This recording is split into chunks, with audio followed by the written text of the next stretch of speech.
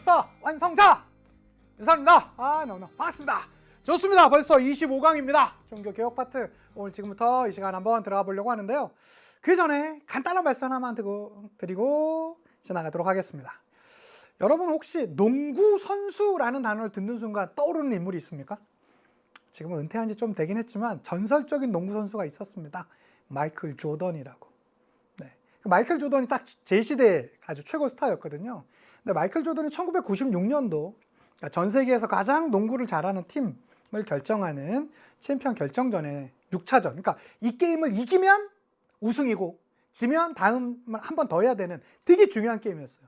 근데 거기에서 졌는데 팀이 졌어요. 시카고 불스라는 그 팀이 졌는데 너무 그냥 무미건조하게 당당하게 이렇게 걸어 나오고 인터뷰에 응하는 거예요. 그래서 그 모습을 본 기자가 물어봤대요. 아니 지금 당신은 이 팀의 가장 주축이 되는 선수로서 이 게임의 중요도는 너무나 잘 알 거 아니냐. 그런데 오늘 게임은 당신네 팀이 졌다. 그런데 어떻게 그렇게 그 감정적 동의 없이 이렇게 그냥 말할 수 있냐? 라고 물어봤더니 마이클 조던이 이런 말을 했다라고 합니다. 나는 최선을 다한 다음 그 이후의 결과는 그 결과가 무엇이든 받아들일 준비가 되어 있다. 난 오늘 최선을 다했다. 라는 말과 함께 떠나갔답니다. 멋있지 않습니까? 최선을 다한 다음의 결과는 그것이 무엇이든 받아들일 수 있다라는 말을 여러분이 수능 끝난 내년 이맘쯤 하실 수 있으면 좋겠습니다. 만약에 그렇다면 제가 장담할게요. 여러분 결과 좋으실 거예요. 과정 중에 최선을 다하시길 바랍니다. 그냥 여러분 1년 뒤에 여러분의 그런 드라마틱한 것은요, 그냥 만들어지는 것이 아니고 여러분이 최선을 다한 그 순간순간에 최선을 다한 그 결과가 만들어질 것이라 믿어 의심치 않습니다. 아셨죠? 오늘 적어도 오늘 나오는 여러 인물들, 자신의 목숨을 걸고 종교개혁을 일으켰던 그 많은 인물들은 자신의 순간의 과정 가운데 최선을 다했던 인물이에요. 그 인물들 한번 만나보시자고요. 자, 보겠습니다. 오늘은요, 종교개혁의 대표적인 인물들 먼저 루터 가보도록 하겠습니다. 2020년 수능에 나왔고요. 2022년에는 6월 모평에도 등장했습니다. 선생님, 칼뱅은 뭐 거의 안 나왔네요. 2015년 6월 모평에 본 문제로 나왔었는데 사실은 칼뱅은 여기에서 이거는 단독 문제에 대한 문제를 카운트한 것이고요. 이거 말고 선지로 나온 거는 거의 매번 모의고사마다 칼뱅의 예정설이나 이런 것들은 나옵니다. 그러니까 무시하시면 안 되겠고, 영국의 종교개혁은 더 심해요. 선생님 안 나왔는데요? 아니요. 이것은 최근에는 그 수능 세계사의 트렌드가 국가별 뭐 이런 걸로 많이 물어본다고 했잖아요. 거기에서 우리가 오늘 배울 헨리 8세라든가 엘리자베스 1세의 그러한 것들은 연이어서 계속 나왔지만 단독 문제다 라고 하긴 좀 애매해서 빠졌던 것이고요. 실제로는 많이 출제됐습니다. 꼭 봐주셨으면 좋겠고, 그 다음에 이 종교전쟁. 뭐 프랑스 안에서의 종교전쟁이라든가 독일 안에서의 종교전쟁, 이런 것들이 유명하고 대표적인 건 뭐니 해도 베스트팔렌 조약입니다.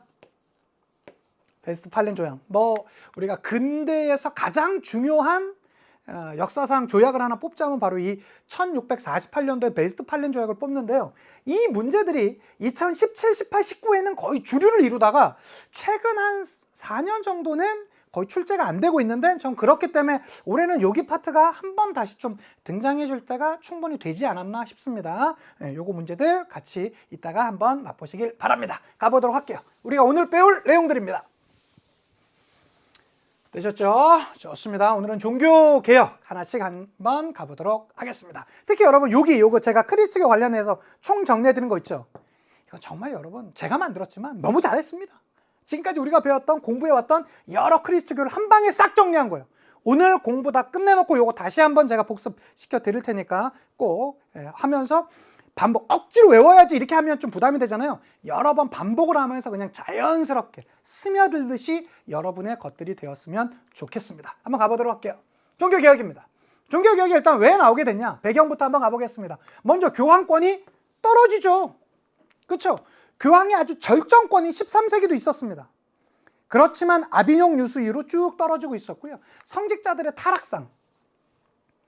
근데 많은 사람들이 이렇게 얘기합니다. 그래서 우리가 흔히 말하는 구교, 로마 가톨릭은 성직자들이 타락해서 나온 거야. 아니에요, 여러분. 사실은 성직자뿐만 아니라 그 어떤 사람들도요, 적당한 비판이 가해지지 않잖아요. 누구나 타락합니다. 이거는 로마 가톨릭 종교에 대한 문제가 아니고 종교 전반에 대한, 또 인간 전반에 대한 문제예요. 당시에는 특히 중세시대에는 성직자들의 타락상을 비판할 수 있는 그런 수단이라든가 방법이 거의 없었기 때문에 성직자들은 비판받지 않으니까 타락해서 갔던 것입니다. 상대적으로 왕권은 성장했었고요. 거기에다가 르네상스의 영향까지 있었습니다. 여기서 말하는 르네상스는 알프스 이북의 르네상스가 더 컸겠죠. 100여 년쯤 전에 르네상스 종교개혁의 선구자들이 있었습니다. 대표적으로 영국의 위클리프, 그 다음에 보헤미아, 지금의 체코 지역일 때 후스 같은 사람이 있었다고 그랬죠. 자, 그런데 이 둘은 콘스탄트 공의회에서 다 이단으로 판명받게 돼요. 그래서 후스가 뭐라고 합니까? 100여 년쯤 지나서 너네는 지금 볼품없는 거위 한 마리를 불태우지만 너네가 도저히 감당할 수 없는 백조의 노랫소리를 듣게 될 것이다. 기다려라. 라고 하고요. 100여 년 뒤쯤 누가 등장합니까? 루터가 등장합니다. 자, 루터가 등장하는 건 그냥 등장하는 것이 아니라 그 배경들이 있었어요. 먼저 성 베드로 성당, 이게 성 베드로 성당이거든요. 성 베드로 성당 자체가 바티칸 박물관입니다. 그러니까 바티칸이라는 나라는 이게 좀 개념이 좀 애매한데요. 어떻게 보면 국가예요. 바티칸. 10,000명이 채 안 되는 국가입니다. 그렇지만 거기 로마시 안에 있어요. 그래서 뭐 몇몇 사람들은 세계에서 제일 작은 나라다 뭐 이렇게도 얘기를 하죠. 어쨌든 이 바티칸 박물관 안에 있는 성 베드로 성당, 이게 정말로 럭셔리하거든요. 실내 길이가 거의 200m에 달아요. 제가 잠시 뒤에 사진 한번 보여드릴게요. 너무나 럭셔리해. 돈이 누가 봐도 딱 보는 순간 많이 들었을 것 같아요. 쭉 보세요. 이 성당을 짓는 데 걸린 시간이 120년이었고요. 교황 레오 10세는 면벌부를 판매했어요. 왜? 돈이 너무 없었거든. 부족했거든. 그러니까 너네 벌에 대해서 면제 받고 싶냐? 그러면 돈 내. 너네 땡그랑 이 돈 당시 동전이니까 쨍그랑 소리와 함께 니네 죄는 클리어도 해. 라고 말했던 것이죠. 건축 자금을 일부를 마련해왔고 르네상스의 주요 예술가들을 동원하여 이 성당을 장식했는데 한번 보실까요? 제가 직접 찍은 사진입니다. 딱 들어가서 보면 와, 진짜 럭셔리해. 진짜 럭셔리해요. 이 길이가요. 실내에서만 실내 거리가 근 200m 가까이 돼요. 180m가 채 넘습니다. 여기가 성 베드로 성당 딱 들어가자마자 요 옆에 있는 요쪽에 있는 게 피에타입니다. 피에타. 그리고 이 길이 한번 볼까요? 186m. 무려 186m가 실내 길이에요. 이 대단한 이 길이가 186m라는 거야. 그러니까 얼마나 이것이, 그리고 이 천장은 얼마나 높은지, 그리고 하나하나 만들어진 이 모든 조각상들이 엄청나게 럭셔리합니다. 바로 여기서 아주 어정쩡한 표정으로 서 있는 이 사람 누굽니까? 저죠. 그래서 성 베드로 성당의 유성환이 되겠습니다. 딱 보는 순간 저는 무슨 생각이 들었냐면, 럭셔리하다, 좋다 이 느낌보단 이것을 하기 위해선 어마어마한 돈이 들었을 텐데 저 돈을 감당하기 위해서 얼마나 많은 농민들, 얼마나 많은 시민들에게 착취했을까라는 생각이 먼저 들더라고요. 그렇지만 여기 앞에서 여러분들을 위해서, 이게 바로 성 베드로 성당 바로 앞입니다. 전국의 환자들 수능 대박 파이팅을 외치고 왔습니다. 여러분 수능 대박 날 거예요. 걱정하지 마시고, 다음에 혹시라도 여러분이 대학생 되셔서 여기에 가시게 되면 제 생각을 하시면서 쌤 저도 왔습니다 라고 하시고 사진 찍으신 다음에 DM 보내주시고 하면 제가 매우 칭찬해 드리도록 하겠습니다. 자, 되셨고요. 이 면벌부 판매가 진행됐습니다. 이러한 과정 가운데 루터가 아무리 봐도 신학적으로 비텐베르크의 신학과 교수였던 이 마틴 루터가 봤더니 이건 아닌 거야. 아무리 비판을 가할 수 없는 교황이라 하더라도 교황의 이러한 행태는 교리적으로 문제가 있다. 내가 알고 있는 신학이란 이게 아니다 라고 하면서 95개조 반박문을 내겁니다. 이게 바로 교황 레오 10세, 그리고 면벌부 판매를 하게 되었었고요. 이것에 대한 반발로 독일에서 95개조 반박문이 이루어졌습니다. 이건 독일에서 있었던 것입니다. 왜 독일에서 종교개혁이 제일 먼저 일어났냐? 이 독일은요, 다른 나라들에 비해서 상대적으로 가장 좀 이 왕권이 약했어요. 그러다 보니까 교황이 가장 많이 뽑아 먹었던 지역이 이 지역이에요. 그러다 보니까 이 독일에서 제일 먼저 종교개혁의 기치를 내걸고 일어섰던 것입니다. 성서 중심주의가 나오게 되었었고요. 성서에 따져보자. 과연 이 면벌부 판매가 성서에 맞는 것인지 한번 따져보자 이거죠. 그러면서 교황이 내세웠었던 교황과 당시 로마 가톨릭 교회의 권위를 부정했습니다. 당신들은 틀렸습니다. 과연 신께서 성서에 그렇게 말을 했는지 우리 한번 따져봅시다 라고 했던 것이죠. 그러자 교황이 이 루터의 말을 듣고 어땠을까요? 네 말도 맞다 이랬을까요? 아니죠. 전혀. 야, 너 죽을래? 이렇게 나왔어요. 그러자 그는 피신을 합니다. 작생공이라고 하는 당시 귀족의 도움을 받았고요. 피신한 상태에서 위대한 작업을 해요. 그게 뭐냐면 독일어로 성서를 번역합니다. 독일어로 성서를 번역했고요. 이때 마침 저희가 지난 시간에 배웠죠? 뭐가 나오게 되면서, 그렇죠, 활판 인쇄술이 발달하게 되면서 이 번역되었었던 독일어 성서는요 전 유럽에 확산되는 거예요. 사람들, 내 말이 맞나 틀리나 한번 읽어보십시오. 성서에는 이렇게 나와 있습니다 라고 하고 이 지식이 대중화시켰던 것이죠. 근데 실제로 이제 사람들을 독일어는 읽을 수 있으니까 읽어봤더니 정말로 교황이 말했던 그런 말은 없었던 거야. 그렇게 되면서 루터 말이 맞네, 루터 말이 맞네 이렇게 됐던 것이죠. 이것이 바로 95개조 반박문이 되겠습니다. 제6조, 교황은 신의 용서를 확증하는 것 이외에 어떠한 죄도 용서할 수 없다. 교황이 모든 벌을 면제한다고 선언한다면 그것은 진정한 의미에서의 모든 벌이 아니라 단지 교황 자신이 내린 벌을 면제한다는 것이다. 진실로 회개한 그리스도교 교도는 면벌부 없이도 징벌이나 죄에서 완전히 해방되는 것이다. 이 근거가 뭔지 알아? 성서에 이렇게 써 있어 라고 얘기를 했던 것이죠. 그래서 독일어로 성서를 번역하면서 이렇게 저항하는 모습이 벌어졌었고요. 이것으로 인해서 독일 내에서 루터파와 루터에 반대했던 로마 가톨릭 간에 엄청난 다툼이 벌어졌습니다. 이 다툼 과정 가운데 야 이제 더 이상 그만 싸워. 독일 지역 내에서는 루터파 인정해줘 라고 하는 것이 아우크스부르크 화입니다. 아우크스부르크라는 것은 지역이고요. 과거에 이제 구자철 씨가, 우리나라 축구 선수 구자철 씨가 아우크스부르크에서 그 축구 선수로 활약을 했었죠. 그 아우크스부르크에서 화의를 맺었습니다. 1555년, 요 연도도 종종 나옵니다. 1555년에 아우크스부르크 화의가 진행되었었고요. 루터파를 인정해준 내용이고요. 자, 여기에서의 근데 종교의 자유란 개인의 종교 자유 아니에요.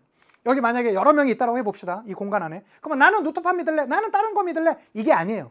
이 지역 단위 내지는 마을 단위, 제후, 당시에 그 마을은 몇몇 제후들이 통치를 했었으니까 그 제후 단위, 도시 단위의 자유예요.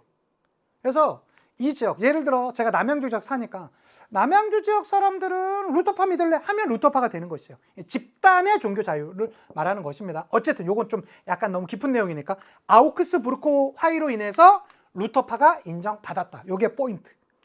아셨죠? 그리고 또 한편에서 종교개혁을 준비했던 인물이 있었습니다. 그가 누굽니까? 잔 칼뱅입니다. 칼뱅은 원래는 프랑스 사람이었어요. 프랑스 사람이 스위스에서 살다 보니 스위스에서 종교개혁을 일으켰습니다. 자, 이 칼뱅은 스위스에서 시작했다고 했었죠? 자, 루터와 칼뱅의 공통점이 있습니다. 어떤 공통점이냐? 모든 것을 성서 중심으로 봤어요. 성서를 중심으로 보자. 성서를 기준으로 따져보자. 교황의 말이 중요한 것이 아니라, 교황의 명령이 중요한 것이 아니라 성서에 그 말이 있는지 없는지부터 시작하자를 시작해요. 그러면서 그가 책을 씁니다. 이른바 크리스트교 강요입니다. 예전엔 이걸 기독교 강요라고 했는데 지금은 교과서명에 크리스트교 강요라고 나와 있습니다. 여기서 말하는 게 예정설이에요. 특히 교회 다니는 친구들 예정설 한 번쯤은 들어봤을 거야. 예정설은 뭐예요? 어차피 나의 구원이 예정돼 있다는 거죠. 이거를 많은 학생들은 잘못 생각합니다. 나의 구원이 예정돼 있으니까 내가 지금 막 살다가 죽기 전에 저 하나님 저 천국 보내주세요 하면 되는 거 아닌가? 왜? 내 구원은 예정돼 있다며 라고 착각을 합니다. 여기서 말하는 예정설의 논리는 이런 것이 아니라 나의 구원은 내가 헌금을 내던 안 내던 면벌부를 내던 안 내던 이미 신의 은총으로 구원이 돼 있으니까 그것에 구속받지 말라라는 예정설이에요. 맥락상 보자면 그래. 아셨죠? 요 크리스트 광요 예정설은 그렇고요. 또 하나, 이 칼뱅이 중요하게 여겼던 것이 바로 이 직업 소명설입니다. 직업 소명설이라는 건 뭐냐면 그 전까지만 하더라도요. 교회 사람들, 신앙이 있는 사람들이 돈을 탐하는 것 자체는 문제가 있었어요. 그거는 별로 신앙적으로 옳은 게 아니었어. 경제적 이득을 취해서 경제적 부를 축적한다는 것 자체가. 그런데 칼뱅이 그렇게 얘기해요. 야, 그게 뭐가 문제야? 장사하는 사람들이 세금 적당히 잘 내고 원하는 만큼 다 내고 열심히 돈은 버는 건 장사하는 사람으로서의 최고의 덕목이야. 각각의 직업에 맞게 최선을 다하는 거, 이것이야말로 하나님께서 가장 기뻐하시는 거야 라고 하면서 이윤 추구를 정당화합니다. 이것이 바로 자본주의 발전에 크게 기여해요. 막스 베버라는 사람이 있습니다. 독일의 사회학자이자 역사학자인 철학자의 막스 베버라는 사람이 있는데 프로테스탄티즘 윤리와 자본주의 정신이라는 책이 있는데요. 그 책에서 보면 크리스트교 사상, 특히 이 개신교 사상이, 신교 사상이 자본주의 발전에 가장 크게 기여했다를 근거로 삼았던 게 바로 이거예요. 왜? 그 이후 여러 상행위에 담당하는 상공 시민 계층들이 이 신교를 많이 믿게 되거든요. 그 중에서도 칼뱅파를. 그 이유 중에 하나가 바로 이 논리, 이윤 추구를 정당화해주는 당시의 칼뱅의 이러한 논리가 그 이후 상공 시민 계층과 딱 맞아 떨어졌다라고 주장하면서 자본주의 발전에 아주 혁혁한 공을 세웠다라고 막스 베버가 주장했었고요. 이것을 지금의 교과서도 다 받아들이고 있습니다. 되셨죠? 특히 이 칼뱅의 애정사를 한번 보실까요? 일찍이 신께서는 당신의 영원불멸한 섭리를 통해 구제해 주고자 하는 자들의 파멸에 빠뜨리고자 하는 자들을 결정하셨다. 선택된 자들에게 이와 같은 섭리는 인간의 자질과는 아무런 관계없는 신의 자비에 근거한 것이며 또 반대로 신께서 지옥에 떨어뜨리시려고 하는 모든 자에게는 생명으로 나아가는 길이 막혀 있음을 뜻하는 것이다 라고 이렇게 크리스트교 강요에서 말하고 있습니다. 자, 이러한 칼뱅파는요, 상공 시민 계층에게 엄청나게 적극적인 환영을 받았었고요. 칼뱅파는 확산되었어요. 그런데 각 나라마다, 지역마다 이 칼뱅파들을 부르는 용어가 좀 달리 불립니다. 영국, 즉 여기서 말하는 영국은 잉글랜드를 말합니다.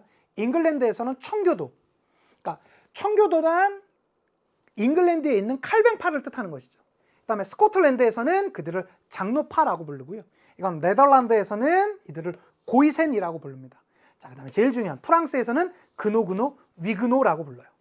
위그노. 그래서 앞으로 여러분이 이제 문제를 푸시다가 위그노라는 단어가 나왔습니다. 아, 프랑스에 있는 칼뱅파를 뜻하는 것이지 라고 생각해 주시면 돼요. 네덜란드에선 고이센, 스코틀랜드에선 장로파, 잉글랜드, 즉 영국에선 청교도, 이렇게 이해해 주시면 좋겠습니다. 지도 한번 보실게요. 보세요. 여기가 프랑스 지역 아닙니까? 프랑스에선 뭐가 있다고요? 위그노. 보이시죠? 그 다음에 여기 잉글랜드 지역이죠? 잉글랜드 지역에선 청교도. 여기는 스코틀랜드 아닙니까? 스코틀랜드에선 장로파. 그 다음에 여기가 네덜란드 쪽이잖아요. 네덜란드에선 이들을 고이센이라고 불립니다. 아, 고이센, 위그노, 청교도, 장로파. 아, 이들은 칼뱅파를 뜻하는 것이지 라고 봐주시면 좋겠습니다. 자, 그 다음 할리 8세라고 들어보셨습니까? 할리 8세. 아주 근엄하게 이렇게 나와 있는데 여러분이 지금은 못 보세요. 이게 19금 영화이기 때문에. 전설적인 역사 미드가 있습니다. 역사 미드, 튜더스. 아, 이건 너무 재밌어. 꼭 보셔야 돼요. 여러분 대학 가셔서. 우리가 적어도 세계사 준비한 학생들은요, 튜더스라는 이 인물이 되게 재밌어요. 왜 그러냐면 부인이 6이에요. 부인이 6이거든요. 그 중에 2를 목쳐 참수로 죽여. 거칠어. 거칠어. 그리고 이 헨리 8세의 문제는 헨리 7세의 아들이 헨리 8세거든요. 이 헨리 8세에게는 여러 명의, 역사상 여러 명의 부인들이 있습니다. 총 6부인 중에 유명한 부인은 한 3 정도가 돼요. 첫 번째는 캐서린.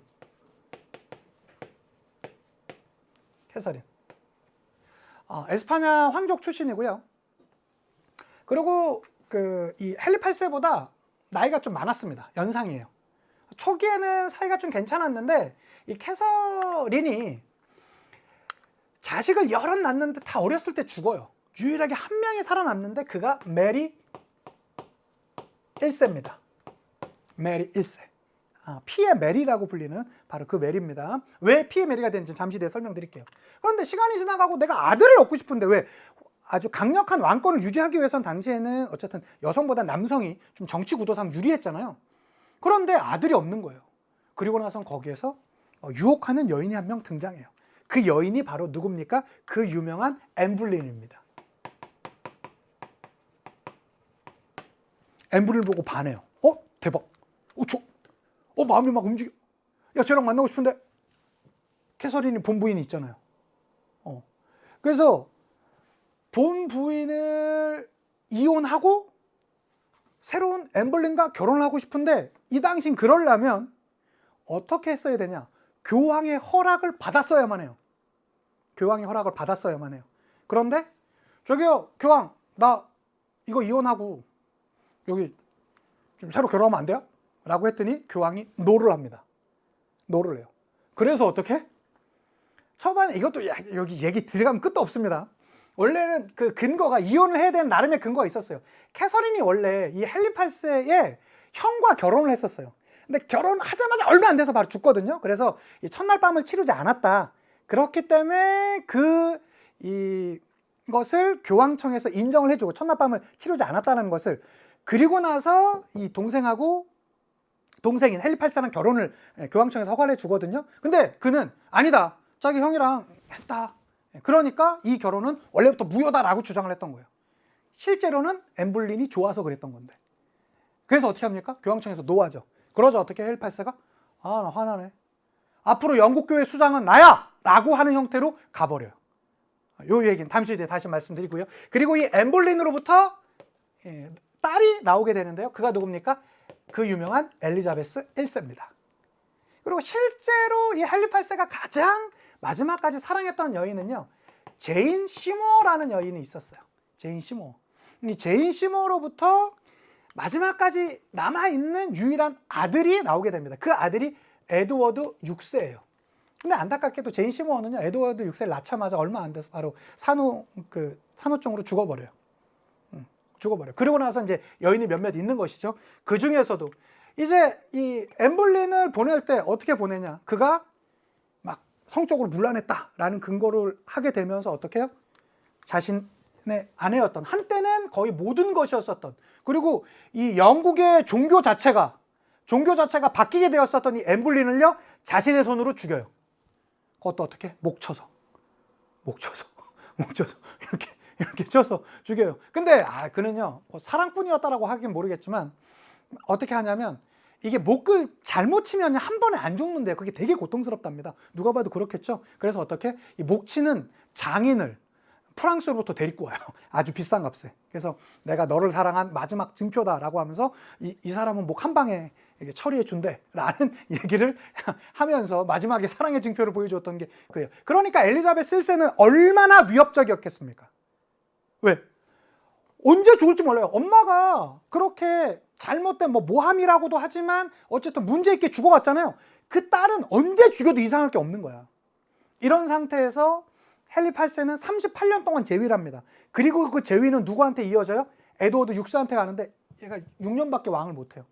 그리고 나서 첫째 딸이었던 메리한테 가게 되는데, 메리 입장에서는 자기 엄마를 내쫓아냈던 게 뭐예요? 자기 엄마는 로마 가톨릭의 수호자였었거든요. 마지막까지 지켰던 사람이죠. 그러니까 어떻게? 영국 내에서 로마 가톨릭을 다시 돌리는 거예요. 그러자 그 로마 가톨릭에 반대했던 사람들을 엄청나게 많이 죽여요.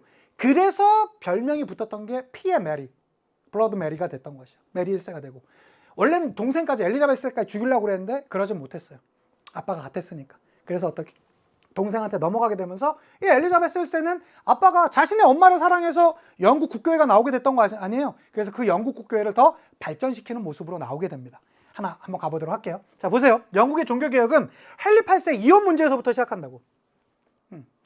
아니, 나는 캐서린 너 별로고 엠블린하고 결혼하고 싶어. 근데 교황청이 허락을 안 해. 근데 뭐야, 난 왕이잖아. 야, 이렇게 결정해. 앞으로 영국 교회에서의 영국 내가 왕이지. 원래 여기서는 교황이 어느 정도의 권한을 인정해줬는데 나 이제 그런 거 필요 없어. 영국 교회의 수장은 나야 라고 하는 수장법을 발표합니다. 이게 1534년이에요. 이 연도는 종종 나옵니다. 꼭 기억해 주세요. 그러면서 영국 왕이 영국 교회의 수장임을 뜻하는 수장법을 수장법이라고도 하고 수장령이라고도 합니다. 둘 다 통용돼요. 같이 나옵니다. 사실 이거의 진짜 목적은 뭐였냐면, 당시에 영국 교회가 갖고 있었던 어마어마한 재산, 토지 등을 몰수하게 돼요. 수도원을 해산했었고요. 당시 수도원이 갖고 있었던 토지라든가 재산 등을 국가로 귀속시키게 돼요. 이런 경제적인 요인도 있었다라고 여러 학자들이 보고 있습니다. 자, 그리고 그의 딸 중에 누가 있습니까? 엘리자베스 1세. 엘리자베스 1세에 대해서는 이제 다음 시간에 자세히 할 텐데 얼마나 위협적이었겠습니까? 그렇죠? 자신의 남동생, 자신을 언제 죽여도 이상하지 않았어요. 그리고 자신의 언니가 되는데 이 언니랑 엘리자베스 1세 사이가 좋을래야 좋을 수 없죠. 그렇죠? 그런 상태에서 어쨌든 어렵사리 왕위에 오르게 되었습니다. 그러면 자신의 즉 이 캐서린을 이혼시키고 자신의 어머니를 정식 부인으로 만들어 줬었던 이 수장법을 엘리자베스 1세 입장에선 계승해야 되겠죠? 그래서 이것을 다시 한번 정리합니다. 통일령을 반포합니다. 통일령. 이 통일령이 반포되면서 영국 국교회라는 것이 확립되게 되었어요. 영국 국교회가 요즘 말로 하자면요, 성공회입니다. 우리나라도 성공회가 들어와 있죠. 성공회 대학교도 있고요. 그 성공회예요. 영국 국교회가 성공회입니다. 같은 에세요. 이거는 국교, 즉 로마 가톨릭과 신교의 교리를 하이브리드한 거예요. 이것이 영국 국교회입니다. 영국 국교회. 예, 그리고 통일령. 여러분 그거 아세요? 이제 수능 운동하실 때도요, 여러분 한 30분씩은 운동을 해주셔야 돼요. 유산소 운동도 하시고 간단하게 이렇게 운동하시고, 수능 끝나시면요 본격적으로 좀 운동을 해주세요. 헬스 열심히 하세요. 헬스 하면 뭐가 나올까요? 알통이 나옵니다. 뭐라고요? 헬스하면 알통이 나온다. 좋지 않아? 네, 그래서 뭐 할리 8세는 수장령, 헬스하면 엘리자베스 1세는 통일령, 알통이 나온다. 헬스하면 알통이 나온다. 되셨죠? 헬스하면 알통이 나온다 라는 거 꼭 기억해 주시면 좋겠습니다. 요게 다예요, 사실은. 아셨죠? 요거 반드시 기억해 두시면 좋겠고요. 자, 이렇게 신교가 나오게 되자 기존의 로마 가톨릭은 뭔가 위기의식을 느끼지 않았겠습니까? 당연히 느꼈겠죠. 그래서 로마 가톨릭도 나름 대응을 합니다. 이것이 트리엔트 공의회예요. 1545년부터 1563년인데 이 연도보단 중요한 건 요겁니다. 트리엔트. 트가 제일 앞에도 나오고 트가 제일 뒤에도 나오죠. 뭔가 트가 재확인 받고 있는 것 같지 않습니까? 맞아요. 우리 교황의 권위, 우리가 그동안 신처럼 떠받들고 있었던 교황의 권위와 로마 가톨릭의 교리가 과연 맞는지 틀리는지 다시 한번 확인해보자. 재확인해보자. 트가 재확인되는 것처럼, 트리엔트처럼 우리 교황의 권위와 우리 로마 가톨릭의 교리를 재확인해보자. 트리엔트. 요 트리엔트 공의회랑 콘스탄치 공의회랑 헷갈리시면 안 됩니다. 콘스탄트 공의회는 교회에 대해 분열을 종식시켰던 것이고, 트리엔트 공의회는 가톨릭의 대응으로서 교황과 교리를 재확인했던 것입니다. 되셨죠? 신교 확산 방지와 그다음에 이단을 탄압하는 것이 바로 이 트리엔트 공의회에서 나왔었고요. 하나의 단체가 만들어지게 돼요. 이 과정 중에서. 그 대표적인 게 예수회입니다. 로욜라라는 인물이 주도해서 만들게 되고요. 이 예수회는요, 야, 이제는 우리가 뭐 신앙도 개척도 이루어지고 여러 개로 나타나게 되는데, 아직 이 크리스트교가 없는 땅, 즉 아메리카나 아시아, 아프리카 일대에 포교를 위해서 만든 것이에요. 여기서 말하는 포교는 로마 가톨릭교, 즉 구교에 대한 포교입니다. 그래서 아프리카나 아시아 지역 일대 포교를 위해서 예수회가 만들어졌습니다. 대표적인 게 명나라 때 있었던 마테오 리치라든가 청나라에 있었던 아담 샬, 카스틸리오네 전부 다 예수의 선교사입니다. 그렇지만 청에서는 전례 문제 등으로 인해서 옹정대 때 금교령이 내려지기도 했죠. 네, 그거까지 봐주셨으면 좋겠습니다. 자, 이렇게 되자 유럽 내에서의 종교 전쟁, 이거 여러분 대단합니다. 우리가 지난 시간에 십자군 전쟁, 아주 잔혹했던 십자군 전쟁도 공부를 했잖아요. 크리스트교 세력과 이슬람 세력 간의 대결. 그런데 이 크리스트교 세계 안에서의 대결, 이거 보통이 아닙니다. 즉 보세요. 우리가 알고 있었던 로마 가톨릭이 있죠. 이 로마 가톨릭을 뭐라고 하냐면 구교라고 합니다. 구교. 그 다음에 루터라든가 칼뱅으로 대표되는 새로운 신진 교회 세력이 있겠죠. 우린 이들을 신교라고 합니다. 여기 앞에다가 개를 붙이기도 하는 거예요. 그래서 개신교라는 말이 나왔던 것이죠. 즉, 이 구교와 신교 간의 대결이 당시 유럽 사회에서 어마어마하게 큰 모습으로 나타나게 돼요. 먼저 프랑스입니다. 프랑스는 즉 위그노 전쟁이 일어납니다. 이것도 뭐 30여 년 넘게 일어나게 되는데, 이 위그노 전쟁 중에 제일 유명한 것이 바로 그 성 바르톨로메우 학살 사건이에요. 프랑스의 종교 전쟁은 1572년 성 바르톨로메우 축일에 벌어진 유혈 사태 예, 극에 달하게 됐는데요. 이날 프랑스의 섭정인 카트린 데 메디치는 자신의 딸 결혼식을 축하하기 위해 파리에 모인 3천여 명의 위그노 지도자들에 대한 학살을 허락했고요. 이거는 실제로 이 3천여 명이라고 여기 나오는데 이 당시에 나왔던 실제적인 죽은 인물이고요. 여기에 관련돼 있는 사람들은 역사 책마다 좀 기록이 다릅니다. 뭐 적게는 한 2, 3만 명, 많게는 7만 명까지도 봅니다. 어마어마한 인구가 그 도시 안에서 이렇게 죽어갔던 것이에요. 이것이 신구교 간의 다툼, 즉 구교, 로마 가톨릭이 신교에게 야 우리 결혼식 같이 합시다 라고 해놓고 모였던 사람들을 학살했던 사건, 이른바 성 바르톨로메우 대학살 사건인데요. 이 학살 사건이 있는 등 엄청나게 신구교 간의 프랑스 내에서의 대립이 있다가 최종적으로는 낭트 칙년, 요거 형광펜 진짜 많이 나옵니다. 1598년 이게 누구냐면 앙리 4세입니다. 앞으로 우리 프랑스 내에서 위그노들 인정해 줄게. 더 이상 싸우지 말자. 콜 이렇게 됐던 것이죠. 이것이 바로 뭐다? 프랑스의 위그노 전쟁입니다. 신구교 간의 대립이에요. 자, 그러한 와중에 네덜란드에서도 벌어졌습니다. 네덜란드는요, 원래는 에스파냐의 식민 지배였었어요. 에스파냐는 전통적으로 구교 국가거든요. 로마 가톨릭. 그런데 네덜란드는요, 상선이 많았단 말이에요. 상행위, 즉 상공 시민계층이 많이 성장하게 돼요. 아까도 말씀드렸다시피 상공 시민계층은 칼뱅파를 받아들여서 활동하는데 유리했잖아요.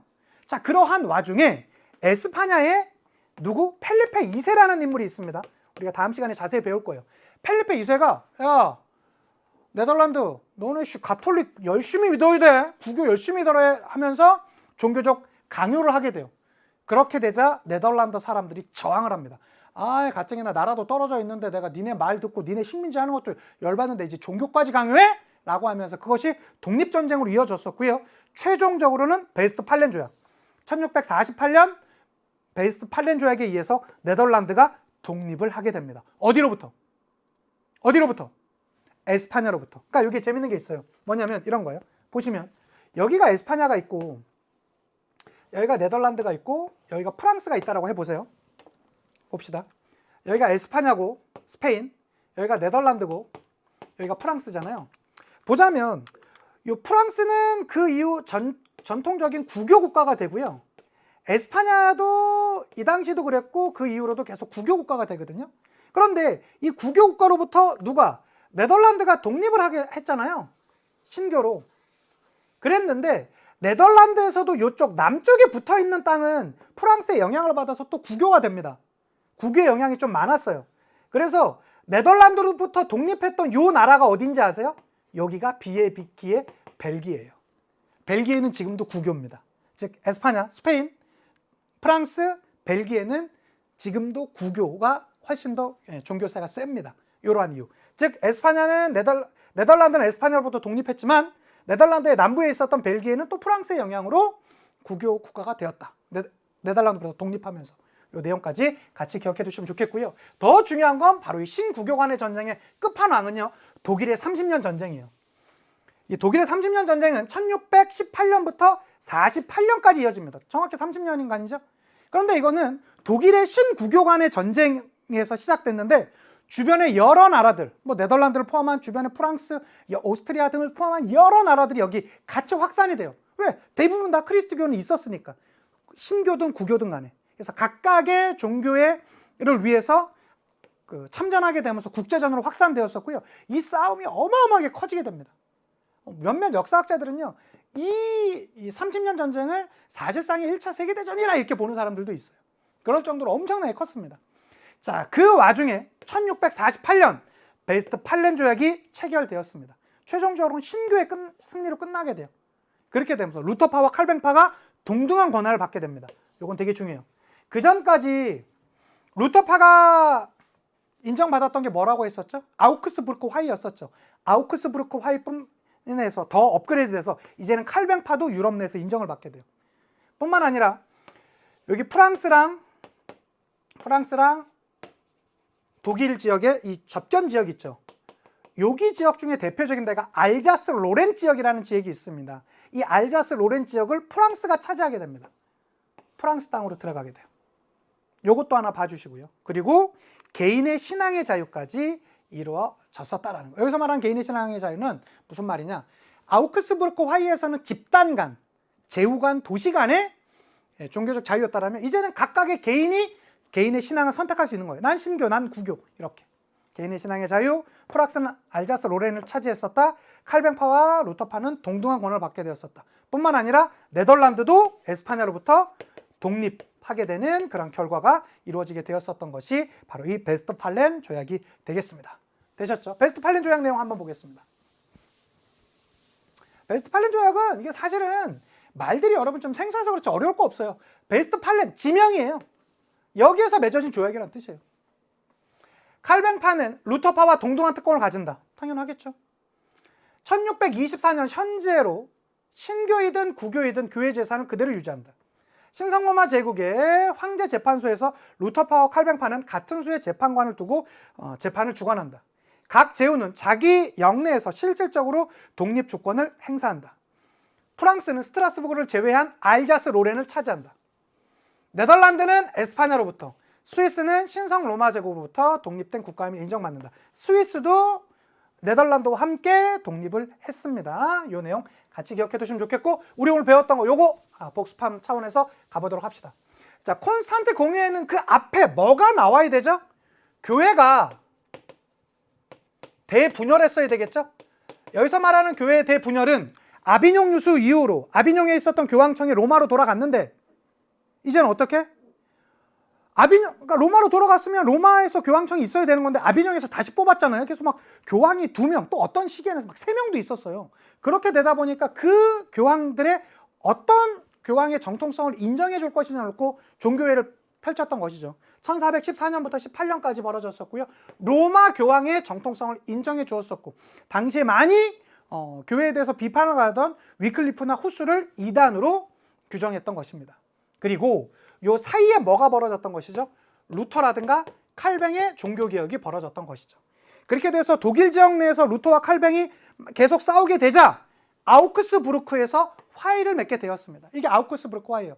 여기서 루터파를 인정해 줬다고요. 물론 뭐 이건 개인의 신앙의 자유는 아니고. 자, 그런 상태에서 신교가 이렇게 확산되다 보니까 우리 구교, 즉 로마 가톨릭은 우린 뭐지? 야, 정말로 우리 저 교황의 권위가 맞아? 또 하나, 저 우리 로마 가톨릭의 교리가 진짜 맞는 거야? 다시 한번 확인해 볼까? 라고 하면서 재확인 작업에 들어간다고 해서 트리엔트 공의회가 들어간다고. 그래서 교황의 권위를 부정했었고요. 권위를 인정해 주었었고요. 그들의 교리를 재확인해 주는 작업이었습니다. 또 요 사이에 프랑스에서도 종교전쟁이 신구교 간의 전쟁이 벌어졌었는데 앙리 4세라는 인물이 1598년, 우리나라로 따지자면 임진왜란이 끝나는 해입니다. 낭트 칙령에서 위그노들의 신앙의 자유를 인정받게 되었었고요. 그리고 베스트팔렌 조약에서 1648년, 요 연도도 많이 나옵니다. 개인의 신앙의 자유와 함께 네덜란드 독립했었고요. 알자스 로렌은 프랑스가 가져가게 되었었고요. 루터파와 칼뱅파는 그대로 동등하게 인정을 받게 되었던 것입니다. 요거 한번 간단히 복습해 볼까요? 밀라노 칙령 누구? 콘스탄티누스. 그렇죠. 크리스트교를 로마에서 로마 제국에서 인정해 주었던 것이고요. 니케아 공의회도 같은 인물입니다. 그래서 아타나시우스파, 즉 삼위일체설을 주장하는 아타나시우스파를 콘스탄티누스가 인정해 주었던 것이죠. 자, 로마는 크리스트교를 국교화하기도 했습니다. 이게 누구죠? 테오도시우스 황제가 되겠습니다.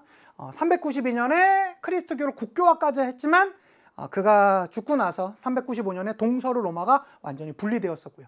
성상 숭배 금지령, 성상 파괴령이라고도 하죠. 이건 누가 내렸었더라? 비잔티움 제국의 황제 레오 3세가 내렸던 것이 성상 파괴령 내지는 성상 숭배 금지령이 되겠고요. 그러면서 동서교회 간에 계속적인 마찰이 있었다가 1054년 동서교회가 완전히 분리되었습니다. 자, 카노사의 굴욕 기억나십니까? 그레고리우스 7세의 교황과 하이니 4세의 황제 간의 대립이었다가 누구의 완승? 그레고리우스 7세 교황의 완승. 클레르몬 공의회 누구였었죠? 우르바누스 2세. 나 좀 더 클래? 내 세력 좀 더 키울래? 클래? 클레르몬 공의회입니다. 여기서 십자군 전쟁이 선포되었었고요. 그리고 보름스 협약 1122년 교황이 성직자 서임권을 차지하게 되었었고요. 아비뇽 유수 이제 배경에는 바로 당시에 프랑스의 왕 필리프 4세와 보니파키우스 간의 대립이 있었었고, 거기에서 최종적으로 누가 황제, 즉 국왕 세력이 이기게 되면서 프랑스 남부 도시였었던 아비뇽의 교황청을 머무르게 해둘 수 있었던 것이 되겠고, 요러고 나서 아비뇽에서 로마로 옮기게 되자 교회 대분열이 있었고, 그 교회 대분열을 종식시켰던 것이 콘스탄트 공의회, 그리고 루터파 인정했던 게 아우구스부르크 화의, 맞죠? 그 다음에 신교가 이렇게 확산되자 가톨릭의 대응으로서 트리엔트 공의회, 교황의 권위와 로마 가톨릭의 교리를 재확인했었고요. 그리고 프랑스에서의 위그노 인정해 주었었던 게 낭트 칙령, 그리고 유럽의 전 지역 내에서 루터파와 칼뱅파를 동등하게 인정해 주었었던 것이 바로 베스트팔렌 조약이 되겠습니다. 되셨습니까? 네덜란드 독립, 알자스 로렌 프랑스 차지, 이런 것까지도 같이 추가해서 반드시 알아두셔야 됩니다. 여러분, 이렇게 제가 정리해드린 크리스티 관련 총정리는 앞으로 여러분이 모의고사 보실 때마다 정말 자주 나올 거예요. 그래서 이걸 지금 한 번에 내가 다 외워버려야지 이렇게 하지 마시고, 여러분 보실 때마다 자주 보세요. 자주 보시면 아마 다 여러분 것이 되실 거라 믿어 의심치 않습니다. 오늘 이렇게 공부해봤어요. 루터, 칼뱅, 그 다음에 영국의 종교개혁, 헨리 8세와 엘리자베스 1세, 헬수하면 엘통 나온다. 그리고 트리엔트 공의회, 예수의 설립, 그 다음에 종교개혁, 거기에다가 크리스트교 관련된 총정리까지 요거 관련해서 우리 문제 같이 풀어보면서 마무리하도록 하겠습니다. 가볼게요. 1번 2020년 대수능 문제입니다. 가 인물에 대한 설명으로 옳은 걸 찾으랍니다. 어떤 인물인지 볼까요?